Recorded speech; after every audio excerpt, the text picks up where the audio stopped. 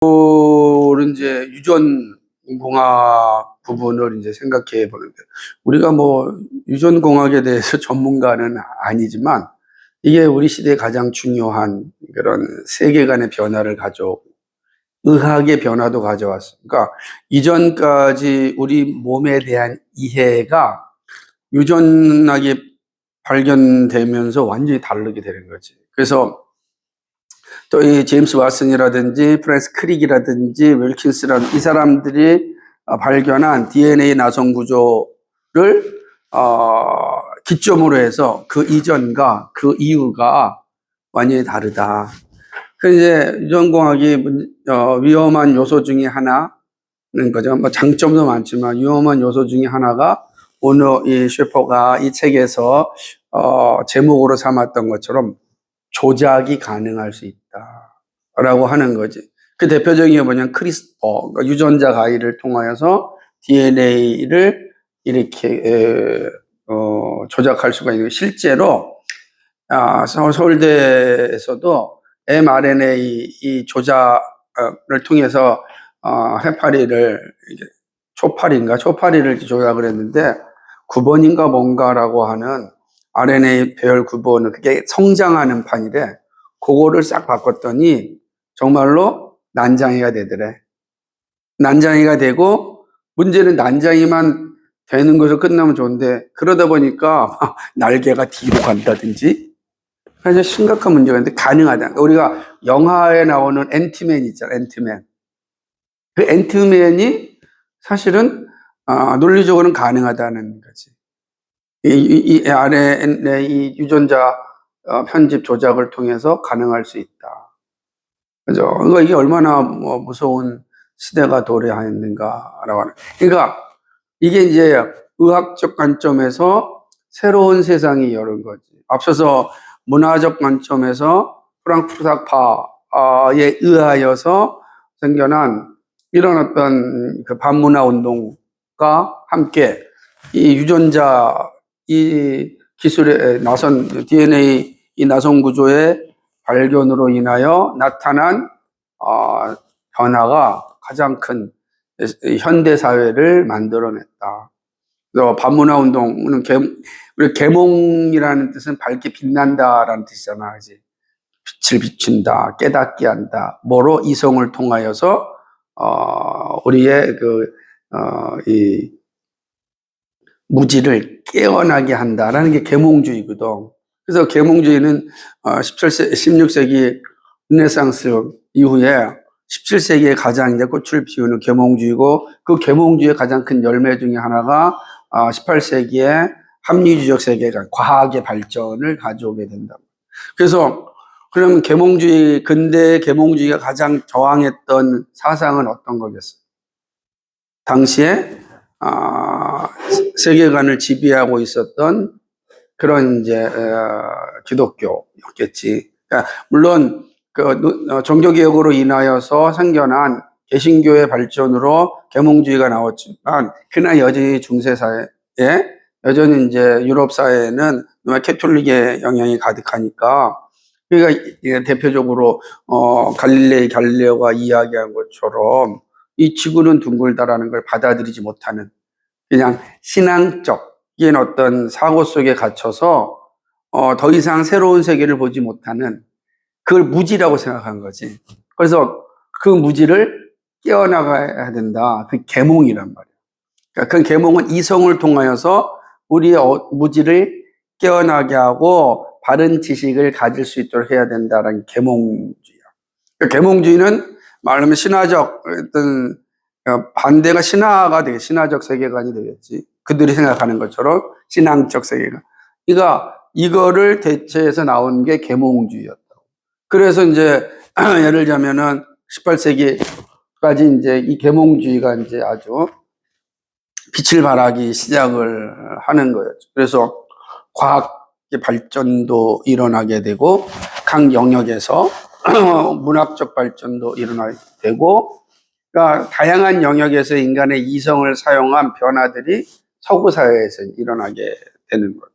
그러니까 그때 당시에 한국은 이제 실학이 들어오기 시작했으니까 한국도 마찬가지로 성리학적 세계관에서 이제 새로운 세계관으로 변화되는 시점이 실학이라고.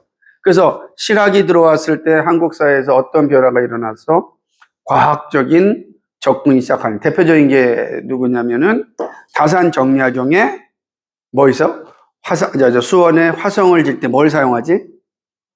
기중기, 거중기, 기중기 맞잖아. 이거를 사용했다. 그러니까 이전까지 한국 사회에서 생각하지 못하였던 그런 과학적인 모습이 나타. 물론 이전에 천문학적인 이해는 있었지만은 본격적으로 이런 기구를 사용하고 과학적인 이런 세계관이 들어오는 게 사실은 서구에서의 어떤 계몽주의의 꽃이라고 하는 합리주의고, 그리고 그것이 선교사님을 통하여서 우리나라에까지 흘러온 거라고.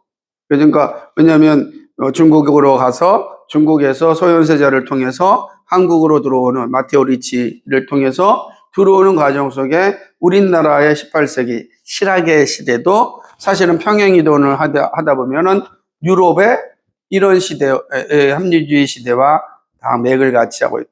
그러니까 새로운 세상이 올 거라고 생각했는데 안타까운 것은 19세기까지 있지만 안타까운 거는 19세기 어떤 일이 일어나지?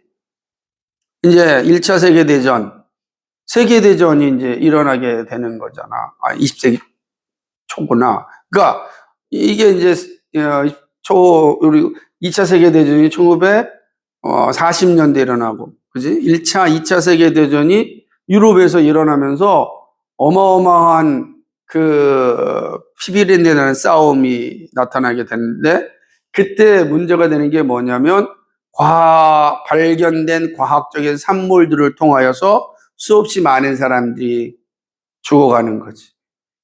그러면 이거 뭐야? 이성이 무지를 깨어나게 했는데 이 깨어난 이성이 이렇게 무지한 일을 벌인다? 이거를 고민한 사람들이 있었다고. 그 사람들이 바로 프랑크푸르트 학파라고 하는 거지.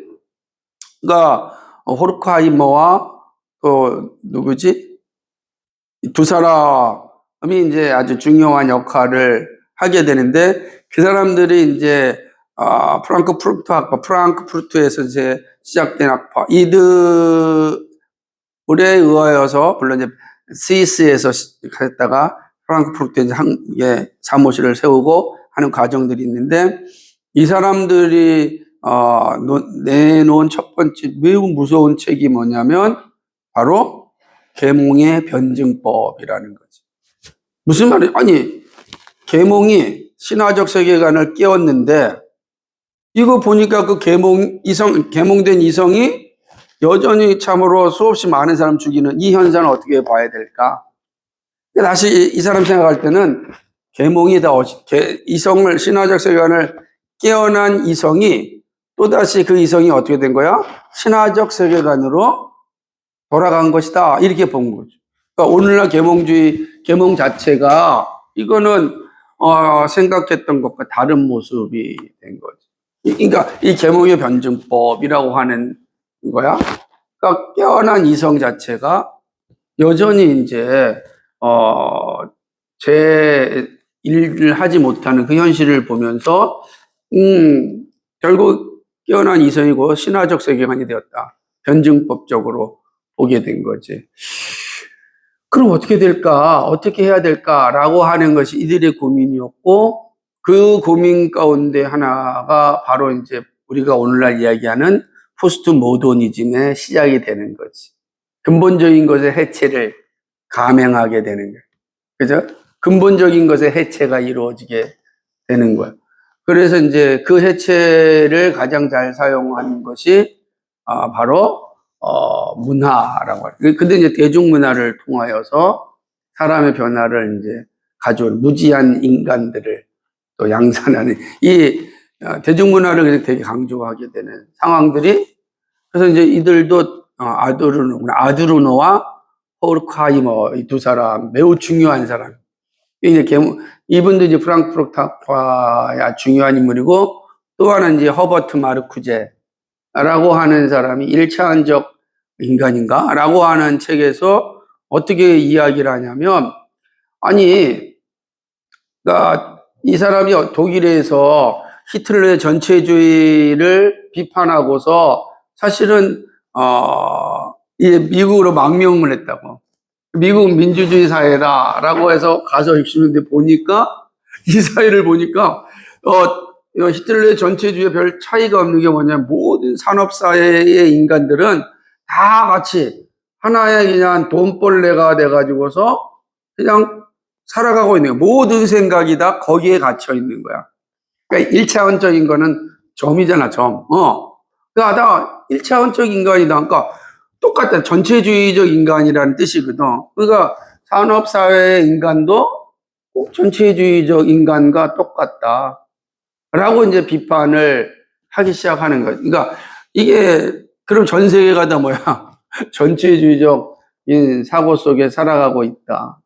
라고 이제 이야기하는 게 야우트 마르쿠제의 이제 1차원적 인간이란 건데, 현 시대를 그렇게 비평한 거지. 깨어나야 될 거 아니야. 거기서, 그지? 그게 이제 그런 것을 비판하면서 반문화 운동을 일으킨 게 프랑크푸르트 학파다. 그래서 우리가 지내 볼 때는 지금은 프랑크푸르트 학파의 반문화 운동이 좀, 이게 작아지는 것 같다. 그런데 제가 그렇지 않고 오히려 대한민국에서는 아마 서구 사회는 작아진다고 좀 볼 수 있을 것 같아요. 왜 그러냐면 그런 이후에 각 유럽과 함께 이 조금 이들을 이제 좌파라 그러거든. 좌파 정치인들이 이제 이때 문화적 좌파라는 것은 아까 반문화 운동가들, 그러니까 일반적으로 전통적인 문화를 반대하니까 그래서 그 사람들을 좌파 운동가 정치인이라 생각을 했단 말이야. 그러니까 우파는 보존하는 거고 좌파는 개혁하는 이미지가 주로 있으니까 좌파 정치인들의 영향력이 유럽 사회에 가득하였고, 그리고 대부분 유럽 사회가 막 좌파 정치인들이 전부 다 점령을 하였지. 근데 이제 심각한 문제가 뭐냐면 그렇게 좌파 정치인들, 좌파 지식인들이 가져온 큰 영향 가운데 하나가 뭐냐면 이제 성적인 어떤 그 가치를 이제 해체하자고 했으니까 이 사람들 동성애가 당연히 받아들이는 건 뭐 당연한 거고, 어디까지 가게 되냐면 소아성애까지 가게 되는 거야. 소아성애. 네? 어린이들도 다 소아성애도 합법화시키자라는 운동이 되는 거지. 되게 중요한 아주 어마어마하게 대단한 문학가인 미셀 푸코 같은 사람이 그런 어떠한 이런 좌파 문학인 중에 하나인데, 이 사람이 소아성애자로 의하여서 사실 이제 고발되어지거든, 프랑스에서. 기 소르망이라고 하는 되게 유명한 학자에 의해서 이 사람의 이 낱낱 이 민면이 다 이제 들춰나게 되면서, 그럼 이전에 반문화 운동가들을 보니까 소아성애를 찬송하는 사람들이, 그 최근에 이들의 영향을 가장 많이 받았던 주디스 버틀러라고 하는 여성학자도 소아성애에 대해 합법화를 이야기하는 상황까지 이르게 되니까, 그럼 이제는 이 사회가 어떤 사회가 되겠는가? 라는 것이 이제, 반대에 의하여서 불길이 일어나면서 지금의 유럽은 상당히 이제 다시 우파 정치인들에 의하여서 또 다시금 이렇게 사회가 바뀌는 그런 과정들이 있다. 그렇게 본다면 셰퍼가 볼 때, 그들의 생각이 좀 이게 사그러들고 작아지고 있다라고 보지만, 그냥 한국은 항상 한 20년 정도, 요즘은 조금 빠르면 10년 정도 늦거든. 10년 정도 늦으니까 한국은 이제 사그러지는 좌파 어떤 지식인과 반문화 운동의 흐름이 지금 한참 우리나라에 활발 불을 타고 있는 거야. 지금 막 불을 타고 있는데 과연 이 불이 언제까지 탈 것인지는 또 이게 살펴볼 필요가 있지. 우리가 이렇게 시대를 이해하는 관점이 필요하다고. 우리나라가 갑자기 지금 동성애라든지 기호 축제라든지 아니면 이 소아성애, 이런, 아직까지 우리는 소아성애에 대해서는 공론화가 되지 않았지만, 이게 공론화가 되지 않을 거라고 누구 하나 장담할 수 없는 어떤 사상적 흐름이 있으니까. 그리고 역사의 흐름은 잘 바뀌지 않아요. 역사가 흘러가는 흐름은 후발주자들이 다 따라가요. 그래서 올라갔다 내렸다 올라갔다 내렸다 하는 과정을 겪는 걸 보니까 우리나라도 얼마 되지 우리가 언제 뭐더라 이 동성애 그다음에 이 젠더 문제를 공론화시키고 퀴어 문화가 우리나라의 시청에서 이렇게 전국에서 뭐 축제로 일어나게 과연 이런 게 있을까? 아마 유교적 세계관에 본 사람들이면 아마 옛날 같으면 대통령 상소하고 난리가 날 거 아니야, 그지? 근데 이거 뭐 그럴까 했는데 10년 안에 지금 뭐 다 지금 최근에 5년 안에 가장 활성화되어진 상황을 역사의 흐름이라는 거, 사상의 흐름이라는 게 그렇게 이제 쉽게 바뀌지 않는다. 그럼 이제 이런 거에 영향을 가장 줬던 또 하나의 문화적인 흐름 가운데 하나가 뭐냐면은 바로 이제 문화 마르크시즘이라고 하는 내용인데 예를 들자면은 내가 지난번에 말씀드린 이탈리아의 안토니오 그람시라고 하는 이 젊은 그러니까 네오 마르크시즘이라 그러니까 신막스주의자들인데 이들이 볼 때는 도대체 이 막시스트가 이 사회주의 세계관이 가장 직접적으로 들어간 나라들, 뭐 영국도 그렇고 이런 나라들인데 실제적으로 막스주의가 안 된 거야. 사회주의가 안 되고 여전히 이제 민주주의 국가로 남아 있거든. 그 원인이 뭘까? 볼 때 이제 이게 첫째는 기독교적인 세계관을 가진 국가들이 변화되지 않았고 또 하나는 실제적으로 문화적으로 변화되지 않으니까 역시 사상적으로 변화가 안 됐다라는 인식을 하게 되면서 그들이 세운 전략 가운데 하나가 뭐냐면 지난번에 진지전, 긴 여행 이런 이제 전략을 사용하는 거지. 문화적으로 긴 여행을 해야 된다. 그러면 지금 당장 이 지금 20대, 30대, 40대들을 개몽시키면 그 불가능하니까 언제부터? 유치원부터 초등학교 때부터 3, 40년 동안 우리가 긴 전략을 써야 된다. 그리고 그들에게 들어가서 진지를 구축해서 그 아이들로부터 사상을 변화시키자. 지금은 이제 우리가 뭐 인권 감수성 이런 내용들이 그런 긴 진지전의 열매지. 내가 90년도에 서태지와 아이들이 나올 때 이야기를 했거든. 서태지 아이들이 나올 때 그때의 서태지 아이들 그리고 또 누구냐면은 영화계는 강진구 그 다음에 김철수 이런 사람들이 그때 당시 안토니오 그람시의 영향들을 많이 받아서 이제 그 사람 대부분 학생 운동권들이었어. 근데 민주화 운동이 일어났잖아. 문민정부가 일어나니까 더 이상 독재 타도 운동이 안 돼. 그런데 독재는 타도됐는데 뭐가 변하지 않았어? 사회가 변화되지 않았잖아. 독재는 타도했다고. 그래서 정치적인 목적은 달성했는데 이제는 아직 사회는 여전히 민주주의고 여전히 뭐더라 기독교적인 세계관과 유교적 종교적 세계관이 가득한 그들이 볼 때는 신화 속에 갇힌 대한민국이지. 이거를 깨어나게 해야 된다. 어떻게 해야 될까? 그거 사용된 게 안토니오 그람시의 진지전과 긴 여행 전략을 쓴 거지. 그죠? 그래서 그때부터 문화계로 들어가. 그래서 문화계에 들어가서 사람들이 쉽게 접하는 문화를 통하여서 하나씩 변화시켜 나가자. 라는 게 이제 90년대 시작돼. 우리나라는. 근데 그때 그 이야기가 이게 우리가 정신 바짝 차려야 된다. 제가 정말 많이 강의했어요. 그리고 그러면 이제 서태지의 그 음악의 변천이 이렇게 갈 것이다. 이렇게 가고 이렇게 소멸될 것이다. 제가 정말 많이 강의를 했는데 거의 그렇게 갔어요. 왜 그러냐면 그게 사상의 흐름이에요. 변하질 않아요. 변하질 않아. 그리고 결국은 30년 정도 지났잖아. 그지? 30년 지났는데 그들의 전략이 거의 어느 정도 먹혀가지고 이제 대학에서 누구나가 다 이런 반문화 운동, 주디스 버틀러의 이 성혁명, 이런 것들을 자연스럽게 시대의 문화요, 시대의 사상이요, 신화적 세계관을 깨어나게 하는 그런 의식으로 받아들이고 있다. 그걸 많이 사용하는 게 대중문화고, 이거를 기독교적 관점에서 가장 분명하게 비판한 사람이 르네 지라르라고 하는 사람이야. 그러니까 우리는 르네 지라르의 관점에서 문화를 이해하고 시대를 이해하는 것도 배워야 돼. 근데 우리나라의 르네 지라르의 이 모방 욕망이라든지 이런 것들이 사실은 많이 활성화되지 않아서 아쉬움이 있지만 여러분 꼭 한번 읽어보셔야 돼요. 목사님 책 다 있으니까.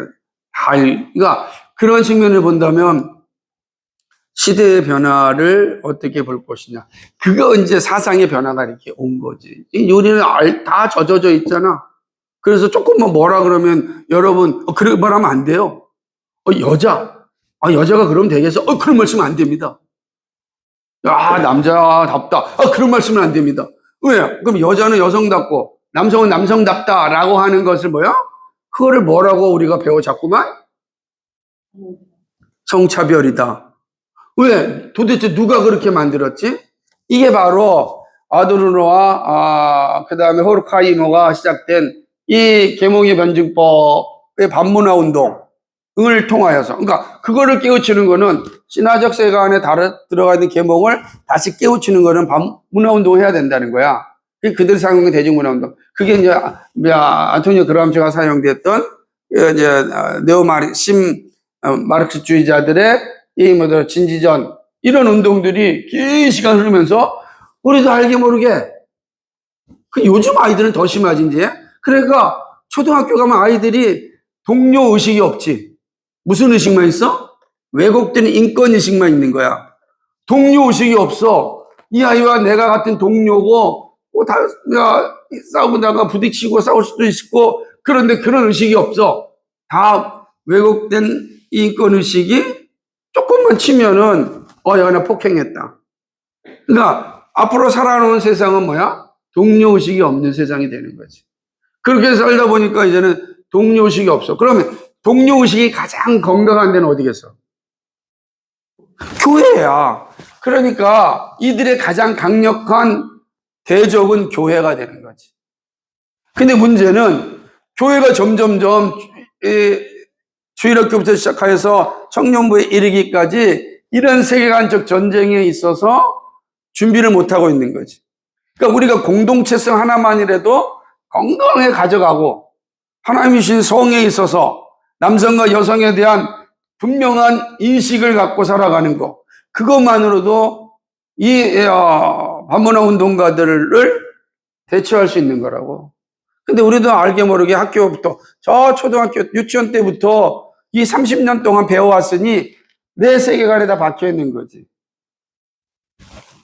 그럼 분명히 성경은 아담과 하와를 만들었지 젠더를 만든 게 아니에요. 근데 이 사람들은 젠더를 만들었다. 아담과 하와가 있었다. 보는 거지. 젠더를 만들었는데 아담이 남성 역할을 한 거고 하와가 여성 역할을 한 거다.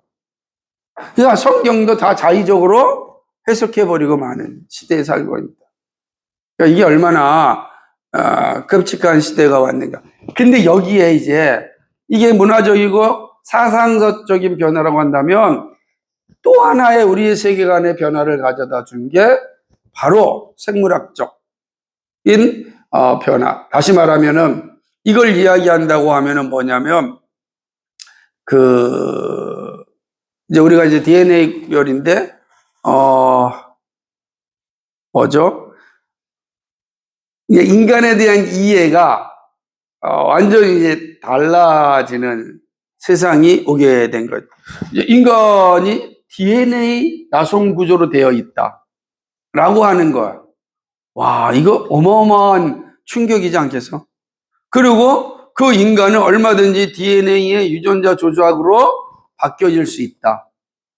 이거는 우리가 가지고 있는 전통적인 이런 인간관에 대하여 분명하게 도전이 되는 거지. 인간은 DNA 나선 구조 배열일 뿐. 문제는 DNA가 어떻게 생겼는지, RNA가 어떻게 생겨났는지 이거 모른다는 거야. 근데 그거는 이제 진화되었다라고만 얘기해. 그 시작에 대해서는 여전히 몰라. 다만 진화되었다라고 가정하고 인간의 존재를 그렇게 이야기하고 있다라고 하는. 그래서 지금은 그 핵심 중에 하나가 여기서 나타나는 제임스 왓슨이라든지 프란스 크리기, 그리고 우리가 읽어봤던 크리기에 내가 왜 생물학을 연구하는가라고 하는 부분에서 매우 종교적인 부분이다라고 자신이 밝혔듯이 이 문제가 아주 무섭게 나타나는데 그 가운데 하나가 이제 유전자 공학. 유전자, 이제 우리나라는 이미 인간의 유전자 지도는 다 발견됐잖아. 이제, 우리는 이제 그 유전자 지도가, 다 우리 이제 다 그냥 완성돼가지고, 그럼 인간이 뭐야? 유전자의 조합에 불과하는 거지. 예를 들면, 그러다 보니까 왜 우리가 정신적인 문제가 있다 그러면 뭐야? 유전자 조다. 이게 영적으로 전혀 생각하지 않고 모든 걸 다 뭐로 판단하기 시작하는 거지? 유전자의 문제로 판단하기 시작하는 거야. 그럼 이제 그런 시대에 인간이란 무엇인가? 라는 질문은 어떻게 나올까? 왜? 내 유전자 중에 이제는 뇌 기능도 전두엽, 후두엽, 되뇌, 자뇌 다 쪼개가지고서 생각하는 기능. 그 다음에 그거를 그 전두엽을 딱 없애버리면 생각이 멈춰버리고 이렇게 나왔으니까 인간이란 뭘까? 자연스럽게 이런 질문이 나올 수밖에 없는 시대가 왔다. 그러니까 문화적인 어떤 사상사적 흐름과 함께 이 문화적인 과학적, 생물학적 특별히 이 변화를 통하여서 현대는 이전과 상상할 수 없는, 이전에는 상상할 수 없었던 그런 세상이 온 거지. 그래서 우리가 있는 현실이다. 여기 보게 되면 유전공학의 문제는 사실은 매우 균형 있게 봐야 돼. 왜냐하면 인간의 모든 몸은 예를 들어 암을 생각한다 할지라도 나도 이제 암 전문 의사가 하는 강연을 들어보니까 우리의 몸에는 암세포만 있는 것이 아니고 이미 좋은 세포만 있는 게 아니라 이미 우리 안에는 수없이 많은 상상할 수 없는 그런 세포가 있단 말이야. 그게 유해한지 무해한지 모르는데 한 10% 정도만 알 수 있대 지금. 그런데 놀라운 것은 우리의 몸은 균형을 가지고 있어서 이 몸의 균형을 잘 유지할 때 건강한 거예요. 세균이 이 안에 있는 세포가 서로가 잘 상부적으로 균형을 잡히면 우리는 다 건강하다는 거예요. 그 암은 뭐냐? 균형이 깨진 거라는 거지. 암뿐만 아니라 우리 안에는 상처, 그 다음에 여러 가지 질병들이 다 뭐냐? 그 균형이 깨어졌기 때문에 나타난 거다. 그러면 치료 방법이 뭐가 되겠어요, 이제는? 정형외과 외에는, 그치? 정형외과 외에는 이런 이제 세포의 균형을 만들려고 하죠. 그 대표적인 게 뭐가 있겠습니까? 배아줄기 세포 사용하는 거. 그죠? 이런 세포를 사용해가지고서 사실은, 인간의 문제를 해결하고자 하는 거죠. 근데 문제는 인간의 배아는 생명이거든. 근데 막 쓰레기처럼 버리잖아. 이 문제는 또 다른 문제, 그래서 조작이 된다는 거죠. 위험한 상황, 윤리적인 문제가. 그러니까 현재 우리의 몸의 상태를 이렇게 이해하는 시대로 왔다. 그러니까 이런 시대가 왔다라는 것들을 우리가 인식하는 게 매우 중요하다. 그게 바로 이제 유전자의 문제이죠. 그래서 우리가 무엇을 선택해야 될 것인지를 이제는 의학적으로는 다 진화됐으니 이 문제는 결국은 윤리적으로 준비되지 않냐면 끔찍한 세상이 오는 거죠. 엔트맨이 온다니까. 그러니까 이 문제는 정말로 윤리적인 게 가장 중요한데 이미 중국에서는 윤리와 상관없이 다 끔찍한 실험들을 다 하고 있잖아. 인간의 몸을 잘라가지고 이렇게 붙여보고. 생각을 해보세요. 그러니까 이런 시대에 어떻게 할 것인가.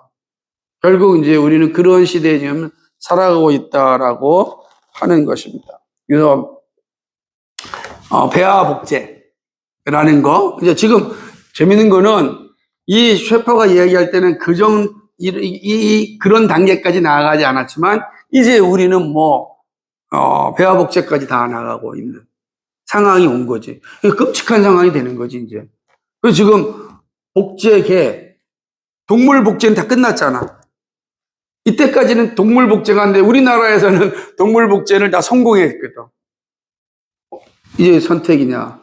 무엇을 선택할 것이냐? 그러니까 이 책을 읽을 때는 야, 이게 가능할까? 그런데 예를 들자면 신장 이식 같은 거 완전히 끝났지. 근데 최근에는 뭐야? 돼지의 심장을 인간의 심장으로 이식하는 거.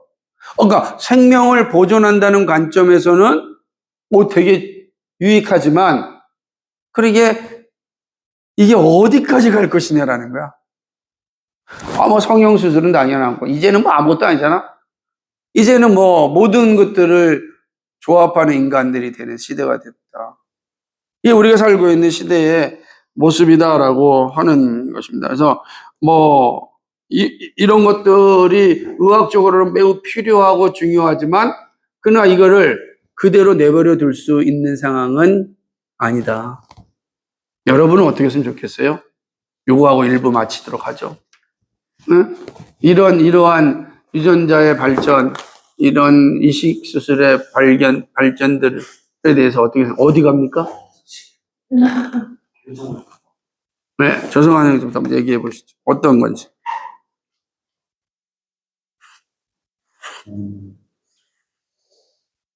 저는 그냥 말할게요. 반대하겠습니다. 왜 반대? 무슨하는데 굳이 할 필요가 있나라는 얘기 들을 것 같고, 내가 피해를 받고 이렇게 뭐라 해야 되지? 어쨌든 사람을 대상으로 하는 거잖아요. 이렇게 해가지고 얻으려고 하는 게 뭔지 잘 모르겠어요. 읽는 게 더 많지 않아요? 그럴 수도 있지. 네, 읽는 게 더 많을 것 같아요.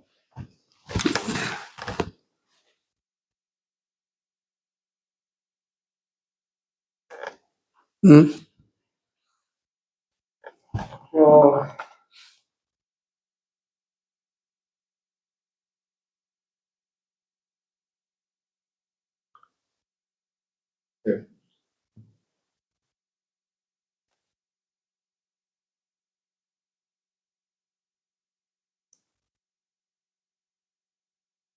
자, 일단 해서 끊고, 얘기하세요.